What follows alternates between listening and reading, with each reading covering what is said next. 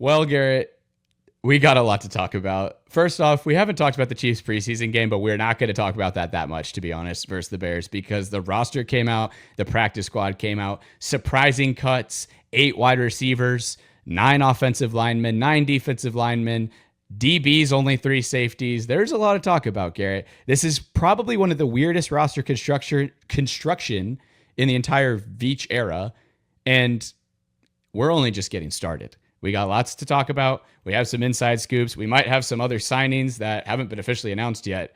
And we got a special guest on the show who is one of the biggest Chiefs fans and followings. And he was on last week, so that's a hint. Garrett, how was coaching today before we roll that intro? Went well. The boys were clicking. Obviously, we got a lot to talk about, so I think we should get rolling and start talking some chop, baby. You know what, Garrett? You're so right. This episode of Talking Chop is so important that we're not even going to do the intro, because I forgot to put it in the StreamYard folder. And we're just going to roll, baby.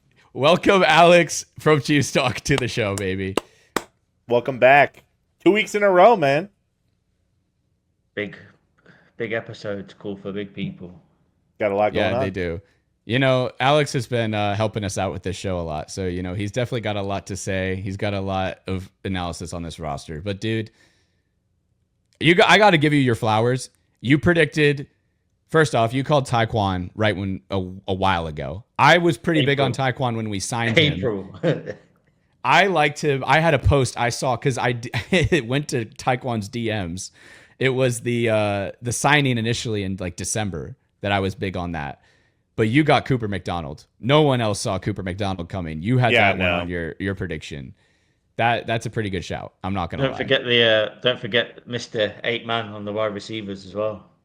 Oh, yeah. And he also had Jason Brownlee making the team. So, listen, Alex has started to really have a lot of ball knowledge here. And I think he's got a lot of connections. He's got a lot of people talking. And by proxy, we have gotten a lot of connections, too. And that's been really helpful. So, look, our trio group chat on Instagram is not called Ball Knowers for a reason. You know, we got some ball knowledge in this podcast right now. Absolutely. And we got so much to talk about. The Chiefs' kingdom is in a storm right now over this roster. But before we get into that, Rashee Rice was suspended for 6 games to start the season. We're going to touch on that quickly because, quite frankly, that's a good thing. I'm okay with it being 2 extra games than we thought, because originally they wanted to be 10 games. Now it's 6. And also, it's the beginning of the season versus in the middle of the season when it could have been. And if it was 6 games by week 4, now you're looking at week 10. Those are important games to play if you're...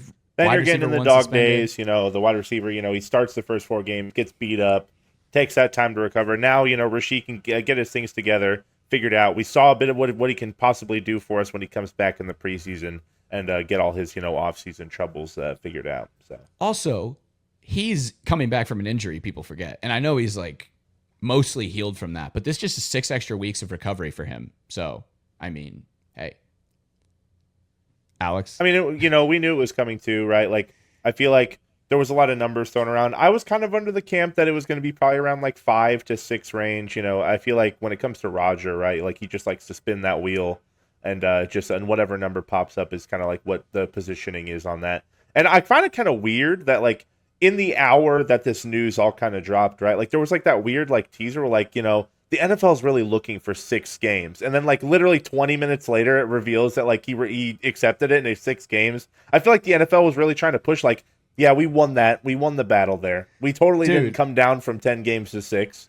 I didn't even bother posting it a second time. I was like, I just posted this 10 minutes ago. But Talk was on it really quick. Alex was, like, right on. Yeah, I just thought, you know what, as well, like, as soon as they said it, I was like, I was thinking the other day, I just had a feeling it was coming. I don't know why. I just thought, I feel like this is going to be, it's not going to get to the hearing, but just after the Giants game that was meant to be, I was like, it's not getting there. I just feel like this is all going to work out where he does a 4 to 6 games.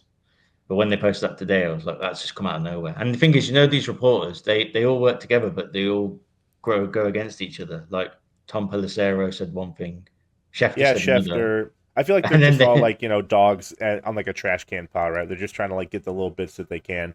And, you know, I feel like it's like it's bittersweet because at the same time, we could have had him in the middle of like for the first 4 games, which arguably contained some of our hardest opponents during that time, or later on.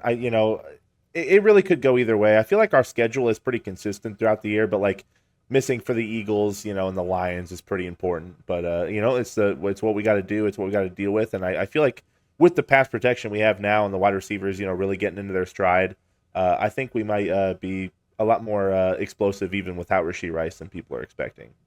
Yeah, for sure. I mean, and honestly, we probably should have had a hint that suspension was coming because we have 8 wide receivers. That's like the first time Andy Reid's ever carried 8 wide receivers.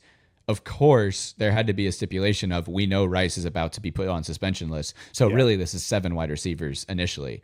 Now, it'll be interesting to see who we keep when Rice does come back at 6 weeks. Does Brownlee hold the spot, or does Nico Remigio beat him out, or does I feel like Tyquan's a lock right now, and I think there's also talk that Jalen Royals might be more hurt than we're led to believe. I mean, knee tendonitis is no easy recovery. So does he go on an IR position, or is he are some of our out? more vet wide receivers like Juju Smith-Schuster, by the trade deadline, will they still be on the team? Who knows?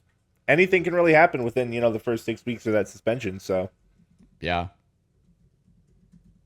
Well, let's move on then to the roster stuff. I got this beautiful graphic. I really appreciate you guys in the comments saying how much work I put into this one because these do take a lot. So we have our 53-man roster. The quarterbacks, we knew this was going to be 2, and it's great to have 2 again. There was that era when we were keeping Shane Buechele and like Blaine Gabbert or, another, who did we have back then? Like Chad Henne still, but like, yeah, Chad Henne. It's great to have only 2 quarterbacks because Mahomes has been able to stay even when he's not healthy, able to play football. I feel like that was at a time. A great backup. Yeah, I feel like that was at a time when like the Chiefs' depth wasn't really an issue in a lot of positions. Where now like depth is no longer a luxury, right? Yeah. So now we have to really focus in on spots that really need those like extra couple positions, and we can't waste it on a guy like Shane Buechele, who at the time showed promise as like that 3rd string quarterback, right? That maybe we bring, keep him in once a guy like Chad Henne retires. But like now we're keeping the 2. We don't have that security blanket anymore. Like obviously Olodokun is that first guy up in the practice squad, but he's always around. He really is always around. He's getting better. He had some baller plays in that Bears game, so I'll give him that. He's getting better. I got it. He did a tweet. Did he do the tweet like he was playing golf? He's like, I got cut, but I wouldn't. If I didn't get cut, I wouldn't have hit this like shot on golf. And everyone was like, really sad to see you go. I'm like, he's so obviously coming back to the practice squad. He's like boys of everyone. Like he's going nowhere, and he mimics like when they play like Lamar or a fast moving quarterback. He's always the guy in practice who's trying to imitate him, basically. Yeah, and you need that on your practice squad for sure. And I mean, I love Shane Buechele, and I think he make the Bills 53-man roster as their official backup quarterback because I think I did see that. I thought he got cut. Well, I think he might have gotten on the practice squad again. See, we actually don't have our associate producer Jackson with us right now. He usually tells us if Shane Buechele would be on the active roster for the Bills, but hey, he got the practice squad. Oh, he did. Yeah. Do the Bills still have Mike White as their backup? Is that who still? They cut him too. They cut him too. So that I did see, but that's why I thought Shane Buechele might have won it. But either way, we love Shane Buechele, but he's not with us anymore. So tough luck. Running backs. This surprised us a lot. I'm not gonna lie, not a lot, but a little bit. I thought if we were going to not have Carson Steele on the roster, we were going to keep 3 running backs. I didn't think we would keep a 4th. Also, the move of Clyde Edwards-Helaire on the practice squad, which we'll get to later, does that really? I mean, if that's already a guy on the practice squad, like, do you need Elijah Mitchell? Because here's the problem with 4 running backs. We have taken some cuts elsewhere. We lost a really good offensive tackle in Esa Pole. We lost some great defensive linemen, which we'll talk about in a second. But like, just to keep a 4th running back, and we have a running back on practice squad who's, I would argue, just as impactful as Elijah Mitchell is, who also wears his number. Yeah, I don't know. I feel like with the emergence of Brashard Smith in the preseason and the sort of lack of production with Elijah Mitchell, I feel like he would have been the 4th guy out. But obviously, they see something in practice that we haven't seen in the preseason games that maybe he's like a locker room guy or someone that they can see that potential for him in the future.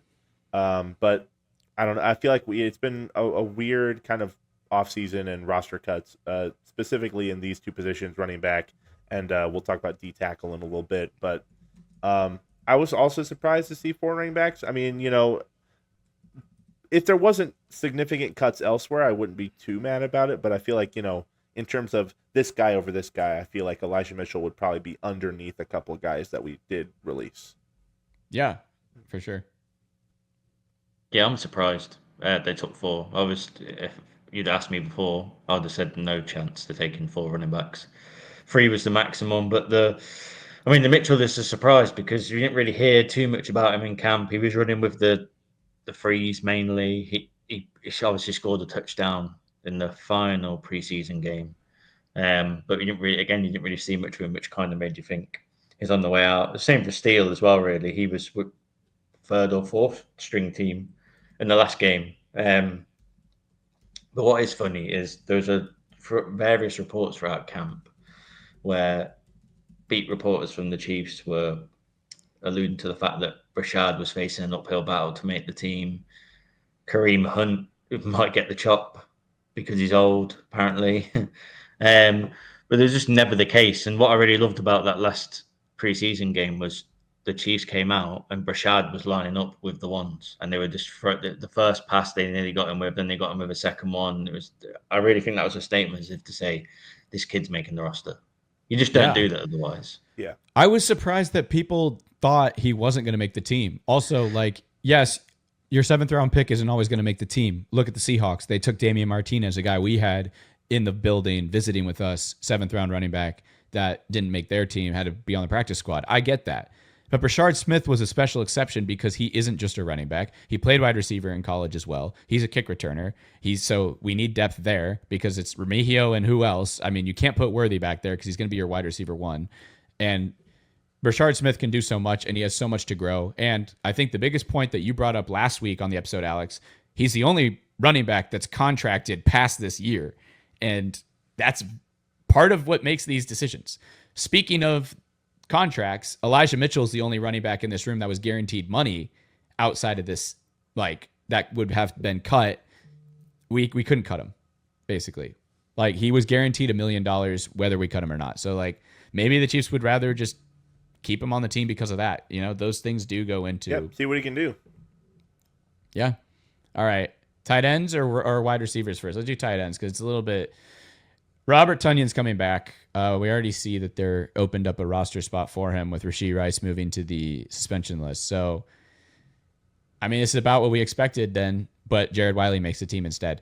It was really hard to do the roster prediction thing because it's I know Tonyan is going to make the team eventually, but you can't when you do your roster prediction, you're not doing the initial roster where it's you're trying to predict game 1 game day roster. And I think Tonyan will be on that roster. I guarantee you he'll get signed before this episode comes out. I'll try my best to get it out fast, but the initial shows they're trying to keep guys, on the team that we think they are going to get picked up by other teams through the waiver, right? So did we, predict guys would pick up somebody like Jared Wiley if we let him, slip through the cracks, right, and leave Tonyan off?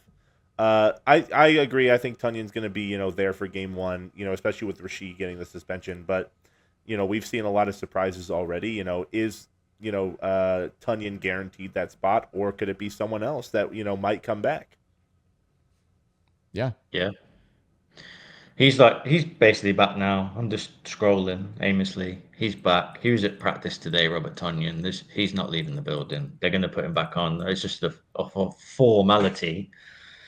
And when he's placed on, which, as you know, by the time this episode comes out, he'll be back on the roster. And a more interesting point of the tight end room is that they added Jake Brennanstall to stash him on IR, but there is a chance he comes back this season. Oh, which yeah, tells that's you how that's part of the weird moves that have had to be made is to get weird Jake Brennanstall on the IR. If he went to waivers, he would have got claimed straight away. He's an exceptional talent that unfortunately just got injured really early in camp. But when he was on the practice field in camp, he was absolutely ripping it up. Speaking of a guy who was ripping it in the practice Mr. Jason Brownlee, who made the team. Gotta be a great Chiefs.Talk prediction there for him to make that team. 8 wide receivers. It really forced the limits of my graphic here because I did not anticipate to ever need 8 on this slide. As you can see, the picture of Tyquan Thornton is really squished. Yeah. But basically, look, Rashee Rice is on the suspension list now, so this is kind of outdated. But Worthy, Hollywood Brown is banged up. Juju Smith-Schuster is old veteran at this point, but Tyquan Thornton was a surprise one. He's now since changed his number to 80. Jalen Royals also banged up a little bit. So all these receivers are like, the only one really healthy is Worthy. Well, besides Rice, but he can't play. And then it becomes like Tyquan, Juju. Jalen Royals is banged up. Nico Remigio is banged up. Jason Brownlee is banged up. Nico Remigio is healthy. Jason Brownlee is healthy. But that's why you have to have 8, is because they're not all healthy. We got guys banged up. I'm actually really excited to see how Tyquan fits into this offense in the first 6 games of the season, because what we've seen from him in the preseason so far, I mean, he's explosive off the ball. He's got a really high contested catch rate. Really a wide radius for his catches. I'm really excited to see how he explodes off the ball.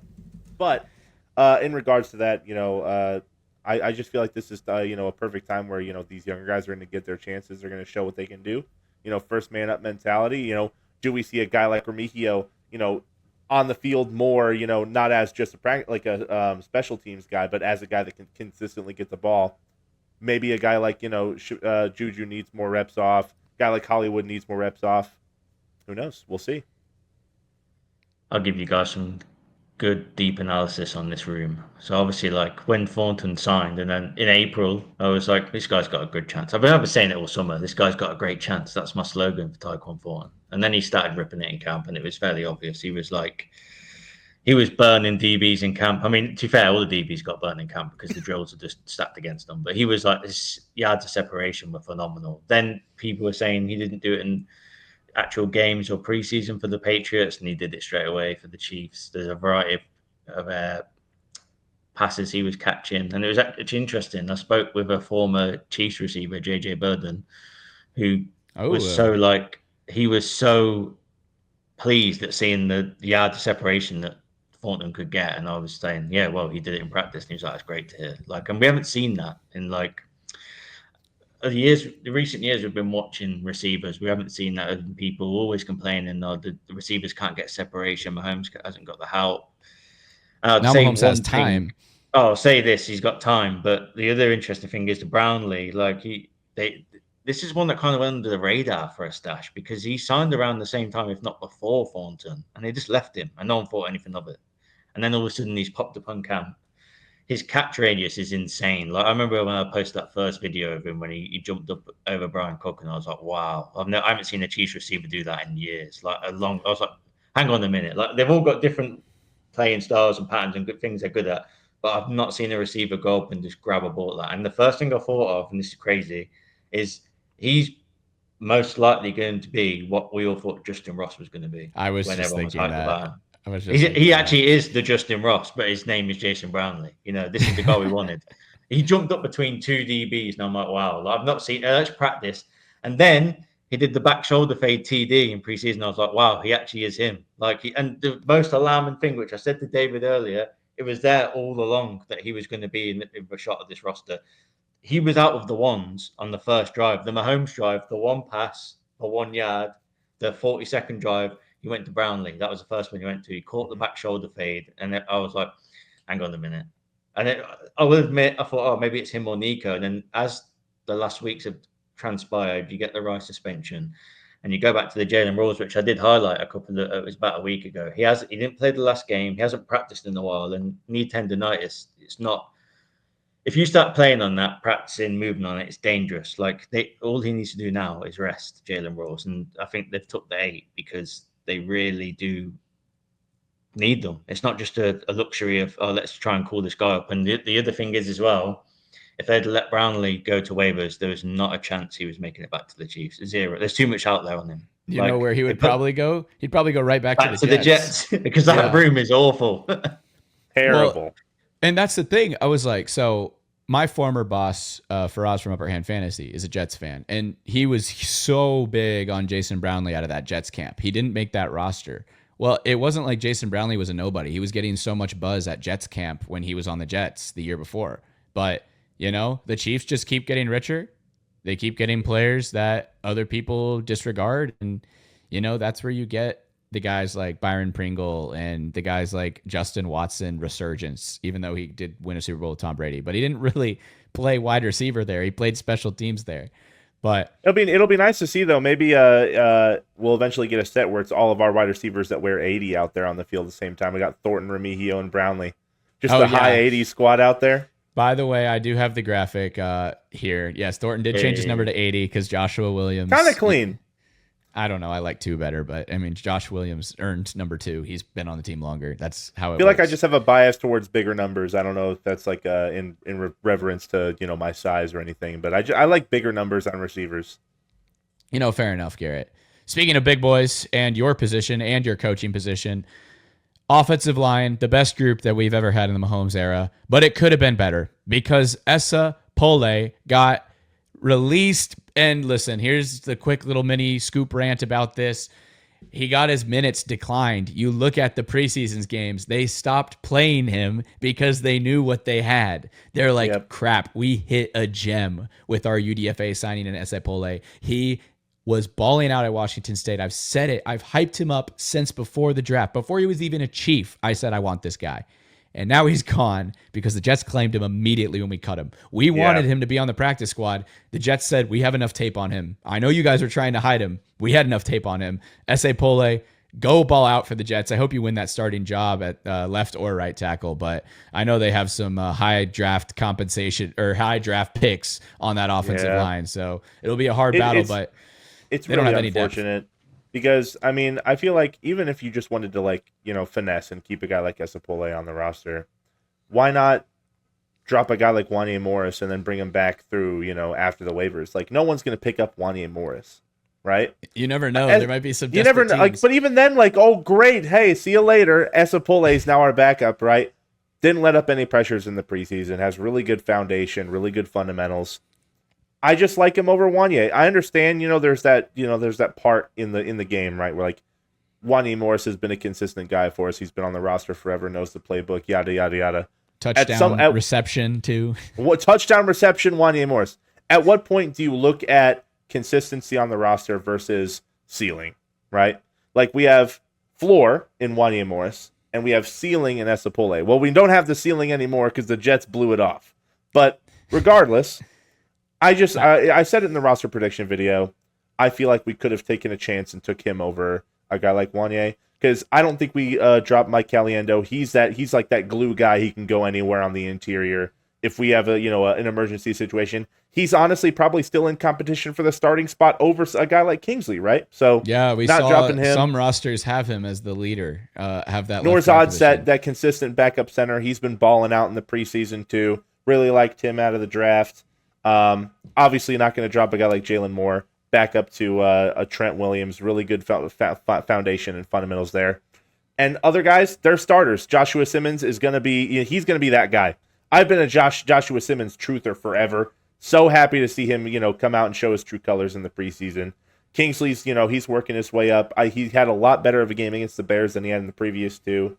Creed Humphrey's obviously the best center in football, and Trey Smith's not that far behind in guard. So best offensive line group in the Mahomes era, I would have to say I agree, but obviously said could be better.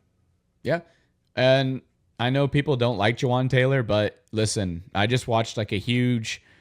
I wish I could shout him out this video that I watched, but it's really about how the offensive line functions as a unit and how the defense just schemes for the weakest link, and what could have been the weakest link made Jawan Taylor look bad was the left tackle. If they're scheming to beat the left tackle, then all of a sudden the right tackle has no help because all of the Chiefs, now Joe Tooney has to go help the left tackle. Creed Humphrey is going to pull to go help the left tackle. And now Jawan Taylor is asked to do a lot more than he's ever had to be asked before because he's on an island by himself. And so his numbers go down and he looks worse. And I'll give it to him. He had a really great preseason as well. He balled out against the Bears, absolutely dominated on the right side. But If he can consistently, bring down the penalties from last year and, really dial it in, I think he could be consistent there. But we could eventually also see a guy like Jalen Moore take over that spot if, Jawan Taylor becomes a consistent problem out there at the right.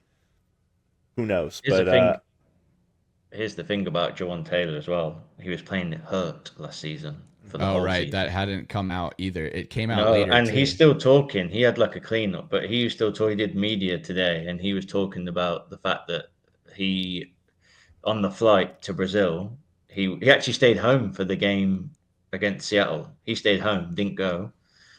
On for the flight to Brazil, he will have to wear compression socks and like a compression leg thing for his knee, he said. And also he said hopefully that will stop him having to drain his knee when he lands in Brazil.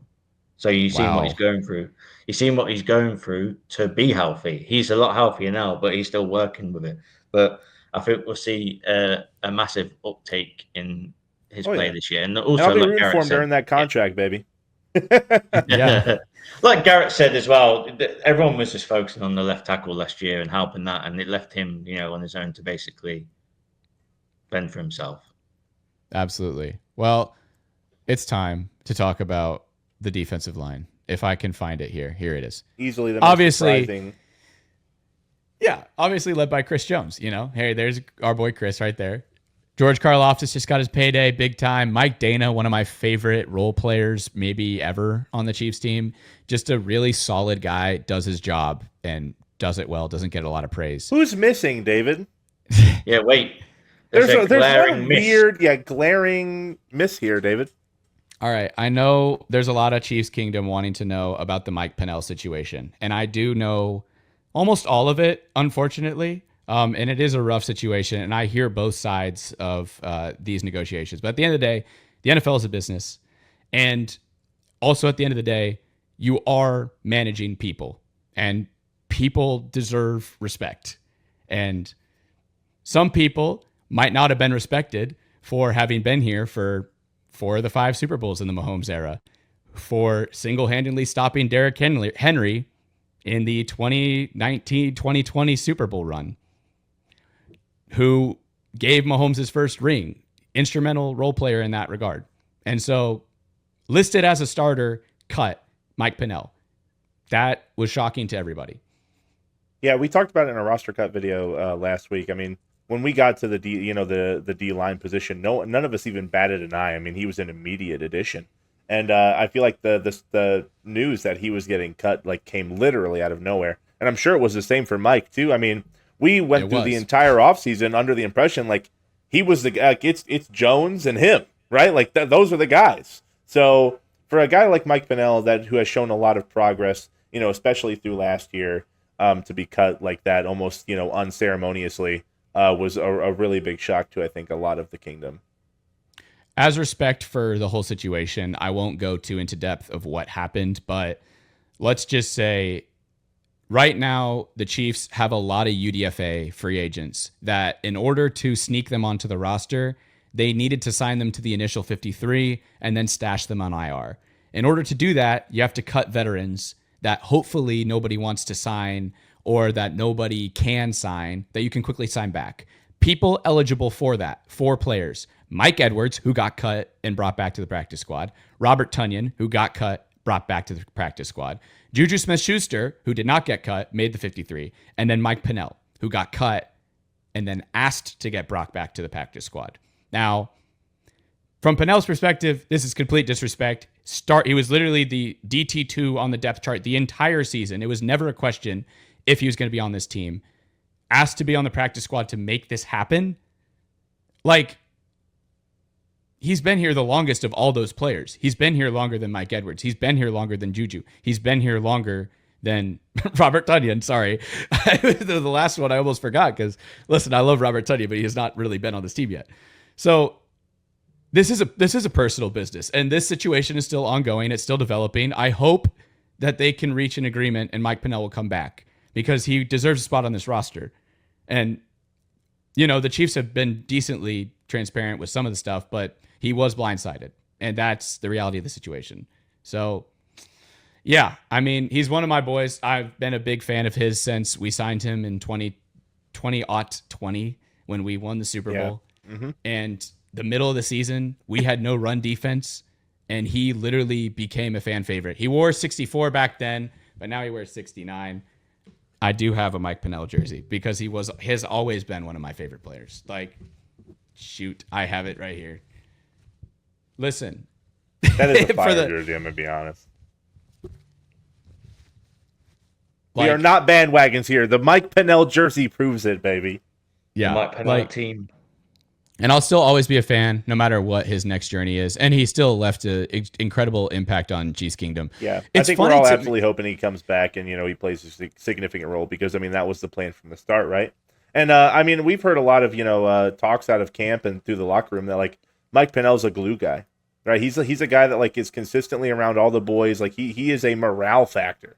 And for him to kind of just be tossed to the wind like that was, very interesting to say the least. We lost the Super Bowl that he wasn't a part of. So the one that he did miss where he wasn't on the team, and then they scrambled and brought him back. So, and they have been playing with him for a lot. They've been bringing him back, not bringing him back, which has been one of the reasons that a lot of people online have been theorizing that they're just going to do that again. They'll bring him back week 3 and maybe they're saving it or something. But yes, the trade for Noddy was because we needed depth, but it wasn't that we expected Noddy to be D-tackle too. Remember, Omar Norman Lott is still hurt. He is not fully healthy yet. So right now, we currently have 3 D-tackles on the roster, right? So we got Jones, Noddy, and Tillery. That's it.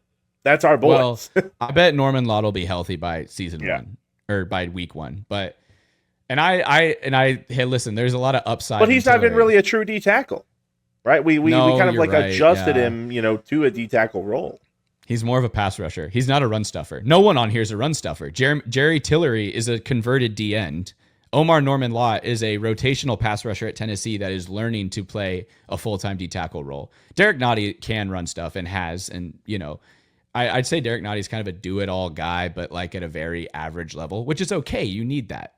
And then you have Chris Jones, who also played D end to start his Chiefs career. Mm-hmm. But obviously we know he's going to be a Hall of Famer at the D-tackle position. So no worries there. But still, we got run over in the preseason. We saw a lot of the starters were out there. So, the depth is shaky. But either way, Malik Herring finds his way on the roster again. Malik Herring. And another, obviously, I don't know if this was, unexpected, but a guy like Felix not making the roster, right? We talked about, he's on IR, right? Garett. But at the same time, it's by the time he gets healthy again, is he really going to be over guys like Gelati? I don't know because he hasn't even really had playing time. No, Gelati's going to take it, but I think he'll take Herring's spot. He'll take Malik Herring's spot. No, I mean that's what we did, and I'll cut to the IR thing because we did talk about why, and the list has grown actually. This is kind of interesting news. A lot of our depth players are getting hurt. Yeah. Well, we have unconfirmed sources that Eric Scott is back on the injured list. It shows up on the official website that we have, but I don't know if Eric Scott's officially back. No one has reported that yet. We can't reach out to him because we can't find him on Instagram. So we need to find his handle. So I can ask him. Yeah, I need to find the official 53-man roster injuries because I did not import that one. But wow, did I not save it? That's tough.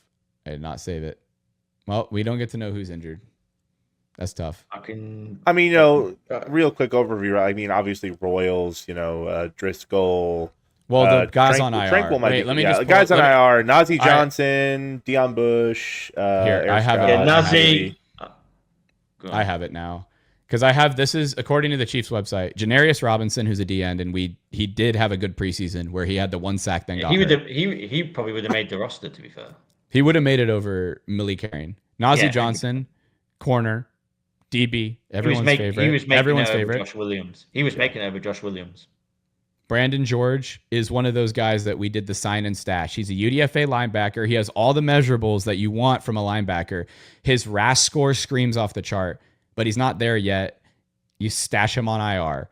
So to do that, you have to cut a veteran in order to sign him first and then put him on IR. Because, like we said earlier, rookie, undrafted, free agents have to make the roster first before they could just go stuck on IR. Then we have Jake Brenningstool. We did the same with him. He's on IR. Dion Bush, that was a rough one. That was a rough injury. I'm not going to lie. Felix and Ezekiel Uzoma. And then Eric Scott is listed here on this website. And I still hasn't been reported, but maybe he's back. But yeah, that's a lot of guys on IR. And the roster is ever changing right now. It's moving a lot. Like we'll see with the DBs that made the 53. Yeah, well, that's a good transition. I was going to do linebackers next, Garrett, but I guess I can do DBs. Yeah, this was probably the least surprised I was. These are all the guys that I thought were going to make the team based on who went to IR. I mean, I think we pulled it exactly, right? Well, yeah, I think so. I just had to delete Najee Johnson because I think I had 10 guys making this roster. Yep. So, I mean, yeah. Hey, good to have one win here because this group was solidified. A guy I like, though, that didn't make the team, I didn't think he would, but he might someday, Melvin Smith Jr. He made the practice squad, so shout out Melvin Smith Jr. And I know your boy, Knowles, is on Kevin Knowles the second, to be exact. Kevin Knowles, the Seminole from Florida State. He is on the practice squad as well, so the only two corners we kept. But and Mike Edwards, a safety that I didn't think was going to make this roster 53 because of his injury, but he's still on the practice squad. So shout out Mike. Yep. Now we go to the linebackers. This is your guy, Mr. Cooper McDonald made the team. Bro made it. I thought they were going to put Jack Cochran on IR, but I guess he's healthy enough to not be on IR. I was giving that. I was really talking that up, and all of a sudden he he's broke his good ankle, to go. I guess before last season he broke his ankle, right? Last season. Oh. He's just a sturdy MF dude. He just finds his way on the roster. He's durable because he's a special teamer and he's a true guy. He's out there. Bossa, we all knew was going to make the roster. That was never a doubt. He's going to be good, man. And then love and have Leo Chenal. I'm such a Leo Chenal fan, dude. He's going to ball out this season. And then Drew Tranquil and Nick Bolton. This is a great linebacker group. Lead the roster, yeah. This is one of the DBs and linebackers I feel good about. Safety, maybe not actually. It's more corners and linebackers I feel good about. I do like Jaden Hicks a lot, though. I think he's going to have an amazing season. I've been on the Jaden Hicks hype train since before we drafted him, and then we got him in the 4th round, which was quite lucky. Obviously, kickers, we knew that was going to be Harrison Butker, Matt Araiza, and James Winchester as the long snapper. Will he make it to 40? Maybe he makes it to his number for his age, and then he retires. That would be fire. I think really he's 36 right now, James Winchester. I think he's 36. Yeah. Hey, best position to ever play in professional football, baby. No one can ever touch you, and you got one job. And hey, if he gets to 41 years old, that'll be kind of fire. I'm not gonna lie. And hey, we got to keep him around. Practice squad. Robert Tonyan is back. He's going to be on the main roster. We know this. Mike Edwards, great to have him on the practice squad. Bounced around, but he knows the system. Marlon, dude, we've had him on our roster, but been healthy scratched the entirety of his career. Yeah, that's a good way of putting it. He was on the Eagles before us, but he's good practice squad depth. He could be called up due to current situations with our D-tackle room. Izzard got a lot of hype from a lot of guys that I've talked to, especially in our group chat that we have with some of you guys, some of you fans. He was at Penn State, but, just short of making the roster. A guy that I'm curious about, Mr. Alex, that maybe something. Where's Fabian Lovett? That's a good question. On to pastures new. I think you'd mind me saying that. Wow. He's moving on? It's an interesting... he's definitely had a number of teams reaching out to him. I'm sure again, he won't mind me saying, because by the time this comes out, he's probably signed for one. But I'd say there's the D line is an interesting space at the moment. I think Spags plays in a certain way, doesn't he? He likes a player in a certain way. We can allude back to last year when they were trading for players. We had, who was the guy that came from Arizona? Cameron Thomas. Yep. Then they traded for Uche and he barely played. And then they have Felix, he's not really done much. And it's well, then obviously now we didn't renew Nadi and then we traded back for him. And then now we've suddenly not Then we got get rid of Mike Mike Pennel on the Pennel, and roster. then we draft Omar Norman Lott, Like, and then this is stick him in a just very. position. He's not. It's Yeah, like it's just they tried to bluster turn at the position. Norman Lott into a nose tackle, and now it's like, well, no. So it's like, what are we doing here? So it's like, I don't know. They got a couple of guys. They've got this.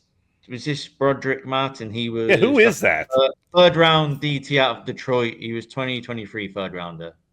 No idea how good he is. I'll admit, like, we are ball Yeah, I've never knowers, heard of but him. I do not know this one.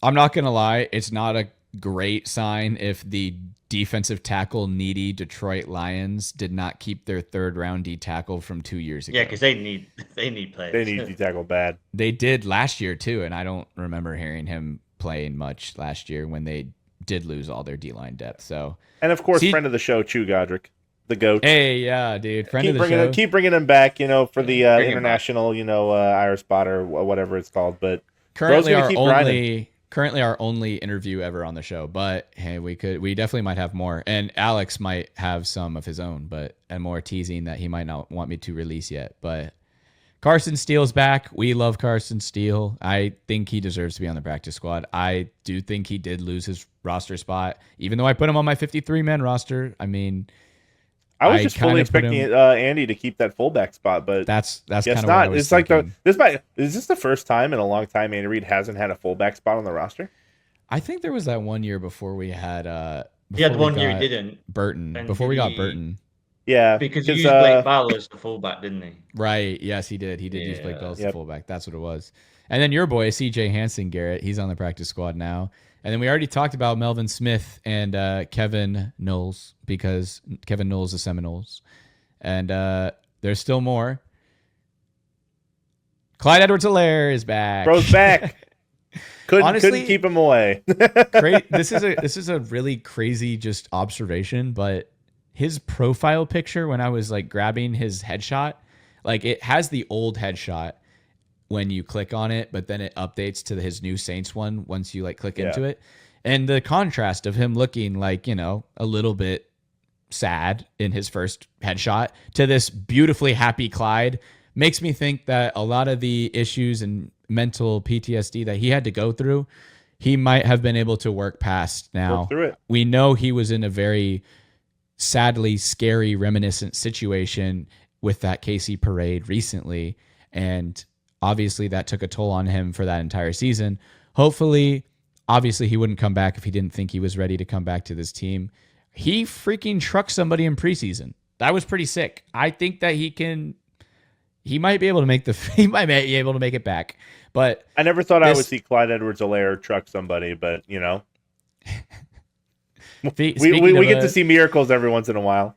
Speaking of miracles, Chris Aludokin continues to make this practice squad. It's not a miracle. That's a little disrespectful. He's a worthy third-string quarterback. He's worthy of.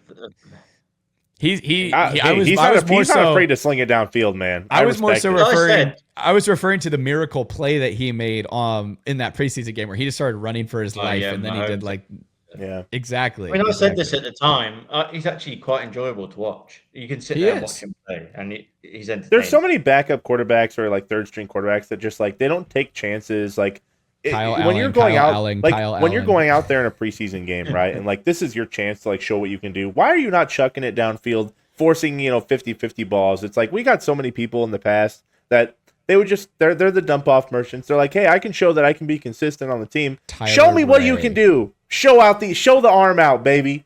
And Olodokun just does it. And Minshew does the same. He's not afraid to test defenses and chuck it downfield as well. But throw amazing passes to Robert Tonyan when the play breaks down, which is how I thought he was going to make that team, because Mahomes loves that, a player who doesn't give up on the play. So, hey, Jimmy Holiday also made the practice squad. He had a cool catch in the game, that last final preseason game.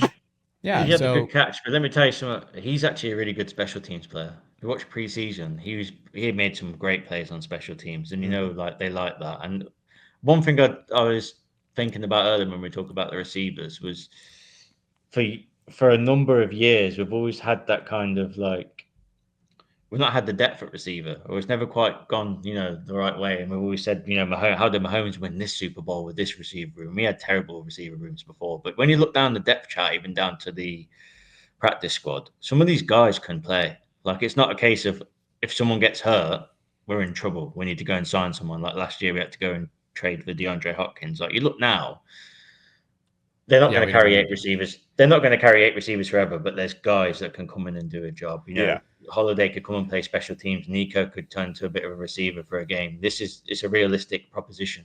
There's no, these guys can clearly contribute to the team.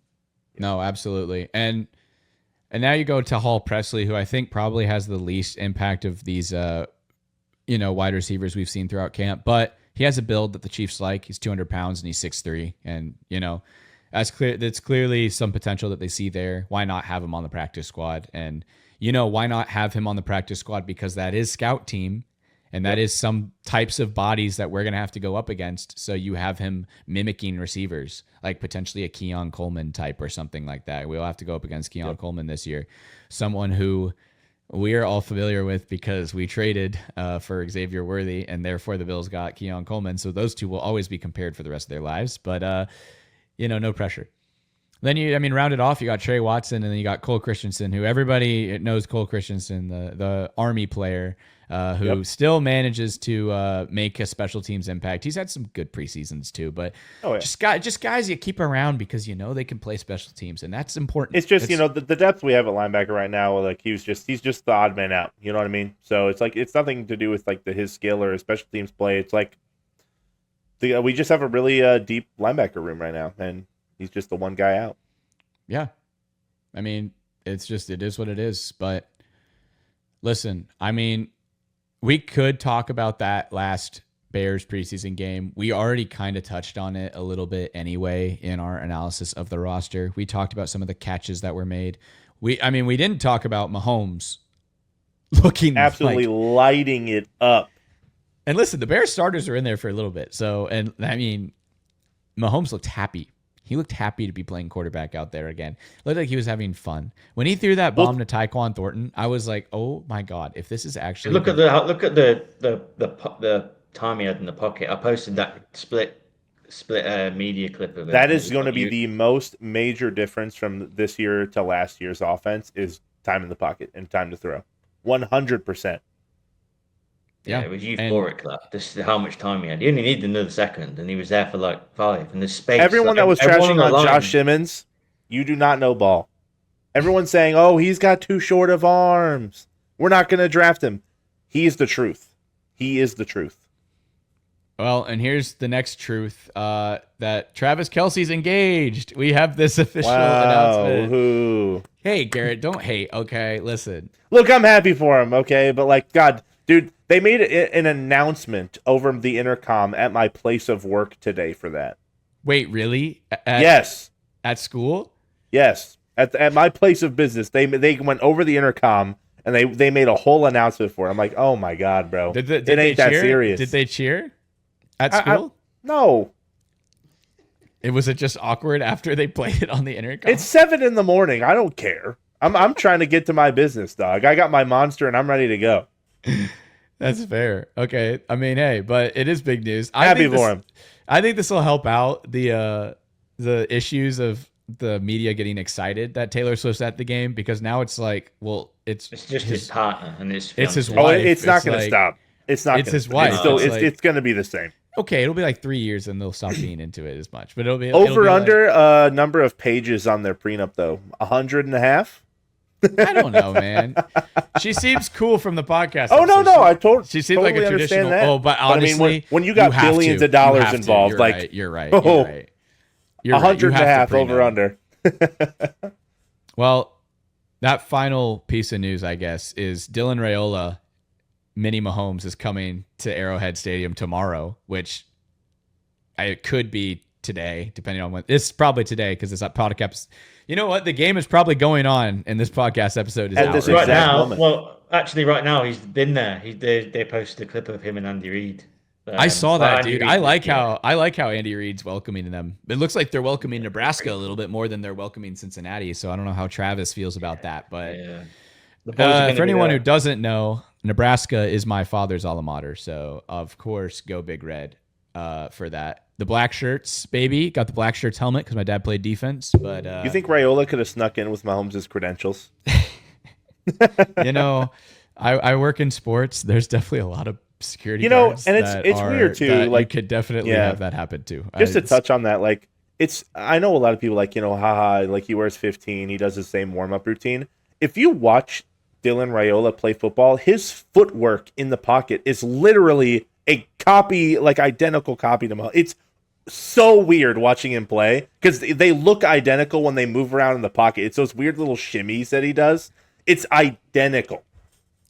Yeah. Now, obviously, the level of play is not the same, but like the way he moves around. He's a freshman. Right. I'm just saying, right? It's like watching anymore. a guy play like a script of Mahomes in like a weird like football movie. It's like it's identical.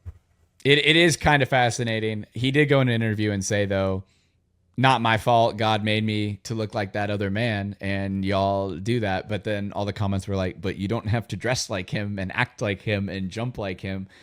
I don't think it's a big deal, dude. We all have athletes we idolize. LeBron has Michael Jordan's number because he idolizes Michael Jordan. People wear Kobe's number all the time. Melvin Ingram wore 24 on the Chiefs because Kobe Bryant wears 24 on the Lakers. So, like, people have their athletes that they idolize. I don't think it's that big of a deal. Granted, he does take it to another level. But it's not a big deal. But hey, hey, you're trying to imitate greatness. Why not go all the way? Yeah. Why not imitate it to the max? Hey, we could practice what this is like when we actually have a game coming up. But do you want to do score predictions for this game? We have no scouting whatsoever. It's college. Anything can happen. No idea. I have no idea. This is where my ball knowledge evaporates. Drops immediately. I have no idea. Name one Cincinnati football player that is on the roster right now without Googling it. Gun to your head. Name 3 Cincinnati Bearcats. I'm done. Listen, I could do Cornhuskers. They got Dane Key. They got Emmett Johnson. They got Dylan Raiola. They got I think they have DiCaprio Boodle's brother. That's former a Chief. What? Former Chief DiCaprio Boodle. Listen, these heads right here, they contain too many players. There's too many players that just be bumbling around in our heads like that. But anyway, I'm excited. Nebraska 34, Cincinnati 31. Hey, I was thinking that same range. I hope Nebraska has an explosive offense for once. The last 10 years have been brutal. I got into football because of Ndamukong Suh and Levante David on the Nebraska Cornhuskers, so they always will hold a special place in my heart. Obviously, it's hook 'em horns now and go Chiefs. But yeah, I grew up in Kansas City, guys. Just calm down. No one went to KU until my little brother, so that's why I got the KU helmet. We representing everybody. We representing everybody. Alex, you don't get college football, man, in Britain. You don't. Do they like it over there? No, I knew you were going to say that. I was going to say I don't represent anyone. No, we just had a game actually in Dublin, Ireland last week. A couple of my buddies actually went to that game. Wow. They flew over the pond to go there. I saw that. I was so crazy. jealous. If I didn't have to work 7 days a week, I would have tried. But unfortunately, it's a big no. Did you go to the game? It was K-State versus Iowa State. And wait, Jackson. I did not go. Farmageddon. Our associate producer, Jackson, is an Iowa State alumni, so that's pretty cool. But yeah, no, our boy Brock and Luke, we'll shout them out. They went over there. I almost commented on Brock's Instagram. I was like, "Damn, you flew all the way to watch them lose." But yeah, it's kind of wild. I didn't want to. It's such a really weird game too, like low scoring and basically the entire first 3 quarters, and then just exploded lights out in the late half of the game. It was an entertaining game. I thought it was an entertaining game. Well, and the first half was a little dull, but I always like a little good defense, which is why I'm worried about ours. Did you guys see the brother and the dad fighting after? Was it the? Yes, Avery Johnson's dad. Crazy, man. Oh my god. I thought it was like a fake thing, but it was real. I was like, what the hell? To be fair, dude, let's think about this. A drunk K-State fan sees Avery Johnson's dad, tells him that his son sucks at football. Avery Johnson's dad is swinging every day. I'm swinging. I'm swinging if that's my son. I thought that was his brother, though. Was it his brother, or were they fighting a fan? I thought it was they're fighting each other. I thought they were fighting each other. I'm still swinging. Well, we're swinging for not only Avery Johnson's sake, we're swinging for our boy Mike Pennel. Bring him back on the roster, man. Bring him back. Bring him back. Listen, Friend of the show. Bring him back. Friend of the show, as always. We're not biased, though. This is Talking Chop. Every player on the Chiefs is the best player in all of history. And every player that leaves the Chiefs, we love you still anyway, unless and go follow Chiefs.Talk on all of his socials on Instagram. You're not doing the TikTok yet, right?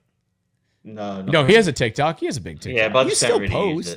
He likes Facebook, guys. Go to the Facebook, Tell your grandma about Chiefs.Talk. I know, I've got my own audience, of over 50s on there. They love it.